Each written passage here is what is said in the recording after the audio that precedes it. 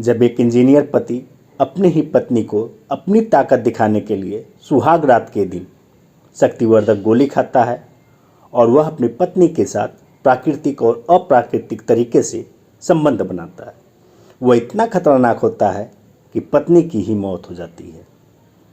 नमस्कार दोस्तों, ये कहानी है उत्तर प्रदेश के हमीरपुर ज़िले की। बात है 2024 की। 2024 में हमीरपुर में एक गांव होता है। उस गांव में एक लड़की होती है जिसका नाम होता है शगुन। शगुन के परिवार में 3 लोग थे। उसके मम्मी पापा की मौत हो चुकी होती है। एक उसका भाई होता है जो कि गवर्नमेंट जॉब में होता है, और शगुन की एक भाभी होती है जो उसे बहुत प्यार करती है।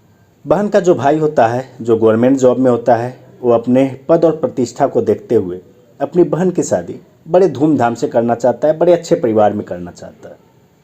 वह शादी को ढूंढते हुए कानपुर पहुंचता है। कानपुर में एक जगह होता है औरई। औरई में एक लड़का होता है जिसका नाम विजय बताया जाता है। वो एक सॉफ्टवेयर इंजीनियर होता है। भाई वहाँ पहुँचता है, अपनी बहन को बताता है कि पढ़ी लिखी है, शादी का प्रपोजल देता है, और जो भी दहेज में मांग होता है वह दहेज को बड़े प्यार से पूरा करता है, क्योंकि उसकी एक ही बहन होती है। दहेज को दे दिया जाता है विजय को, जो कि सॉफ्टवेयर इंजीनियर है। शादी तय हो जाती है। शादी का डेट भी पड़ जाता है 3 फरवरी 2024। 3 फरवरी 2024 को शादी की डेट पड़ती है। सब कुछ बहुत अच्छा चलता है। शादी के पहले इन दोनों लोगों का देखौगा रस्म भी होता है, जिसमें लड़का लड़की को देखता है, लड़की लड़के को देखकर दोनों एक दूसरे को पसंद करते हैं। 3 फरवरी 2024 को हमीरपुर में बारात आती है कानपुर औरई से। बाराती और शादी पूरा धूमधाम से होता है। शादी होने के बाद 4 फरवरी 2024 को शगुन की विदाई हो जाती है, और 4 फरवरी 2024 को शगुन अपने पति विजय के साथ औरई पहुंचती है। यहाँ पे आसपास के लोग आते हैं, मुंह दिखाई का रस्म होता है। शगुन बहुत सुंदर थी, बहुत सुशील थी और संस्कारी भी थी। तो लोग आते हैं, अपना वह लोगों के पैर छूती है, मुंह दिखाई का रस्म पूरा होता है। सब लोग देख के चले जाते हैं। अब धीरे धीरे शाम होने को थी। शाम होती है। विजय का उम्र अप्रॉक्स 35 से 37 साल के आसपास बताया जाता है। सब लोग अपने घर जा चुके होते हैं। अब दुल्हा और दुल्हन अपने एक कमरे में जाते हैं। कमरे में जाने के बाद दरवाज़ा बंद होता है। दरवाज़ा बंद होने के बाद शगुन और विजय एक कमरे में चले जाते हैं। विजय का उम्र अप्रॉक्स 37 वर्ष के आसपास था। विजय को लग रहा था कि कहीं उसकी पत्नी के सामने उसका इंसल्ट ना हो जाए, इसलिए वह अपनी ताकत को बनाए रखने के लिए शक्तिवर्धक गोली लेता है। जब विजय शक्तिवर्धक गोली लेता है तो शक्तिवर्धक गोली लेने के बाद वह अब शगुन को शगुन नहीं समझता है। वह शगुन को अब खिलौना समझता है, और वह पूरी रात उसके साथ खेलता है। वह खेलता है, इस प्रकार से खेलता है कि शगुन न कुछ कह पा रही थी, न बोल पा रही थी, बस वह सह रही थी। लेकिन शगुन को क्या पता कि उसके सर पर राक्षस सवार है। रात बीत जाती है। शगुन सुबह होता है, शगुन उठती है, बहुत अनकंफर्टेबल फील करती है। लेकिन यह यहीं पे रुकता नहीं है। यह अगले दिन भी जो विजय है ये फिर शक्तिवर्धक गोली लेता है और अपनी पत्नी को अपनी ताकत दिखाता। शगुन कहे तो किससे कहे, क्योंकि उसके माँ बाप तो हैं नहीं, बस कहने को तो उसकी सिर्फ एक भाभी है। लेकिन बड़े धूमधाम से शादी हुई थी, शादी कट न जाए इसके वजह से शगुन कुछ कह भी नहीं पा रही थी। 2 दिन बीतता है, 3 दिन बीतता है, 4 दिन बीतता है। अब आता है 7 फरवरी। 7 फरवरी को यानी 4 दिन बाद शगुन को उल्टी होता है। जब शगुन को उल्टी होता है तो फिर शगुन के ससुराल वाले यानी विजय के घर वाले शगुन के घर फ़ोन करते हैं।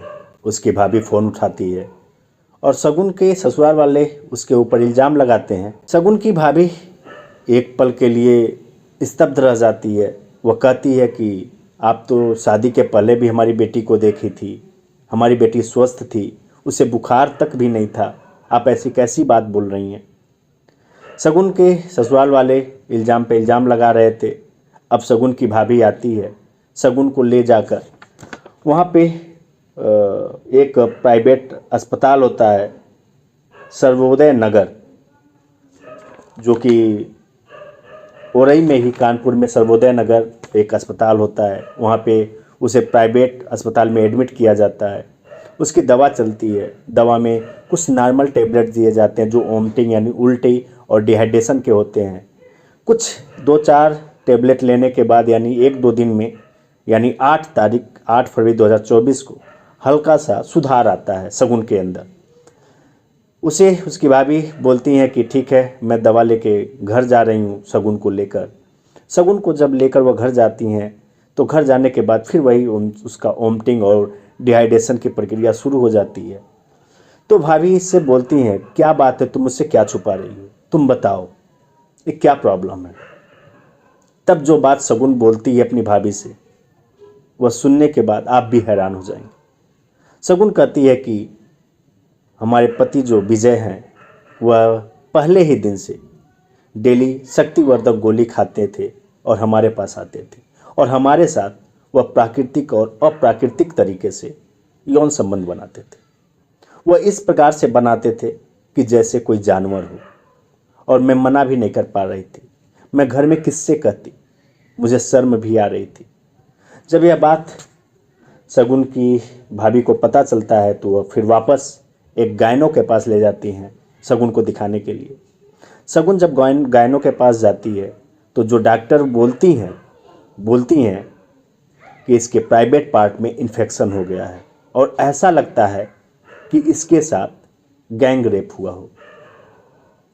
गायनो की यह बात सुनकर शगुन की भाभी एकदम परेशान सी हो जाती हैं और गायनो बोलती है कि यह बहुत खतरनाक है, मैं पूरी कोशिश कर रही हूँ कि यह ठीक हो जाए।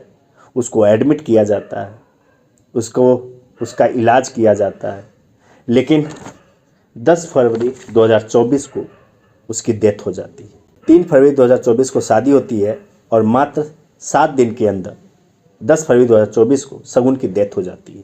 पूरा यूपी में हंगामा होता है। बहुत सारे न्यूज़ चैनल पे इसे दिखाया जाता है कि एक पढ़ा लिखा इंसान इस प्रकार का कृत्य कैसे कर सकता है।